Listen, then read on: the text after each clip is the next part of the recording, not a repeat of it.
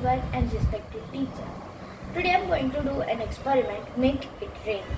What we need is a glass, mayonnaise or a canning jar, plate and some ice and hot water.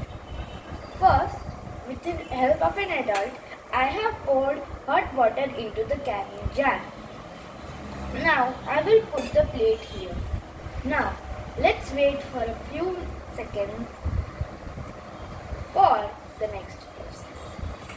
Again.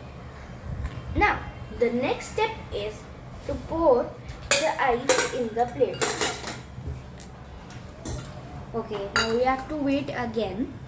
But after this, the tiny water droplets, because of the evaporation of this hot water, will reach the plate. Now the ice will condense it. So after a few minutes, as the water droplets on the surface of the plate will get really heavy and will fall down back in the jar in form of rain. So this is the experiment of make it rain. But let's wait for the outcome. Okay, I'm sure the water droplets must have got heavy. Let's check. Oh, see, they are very heavy.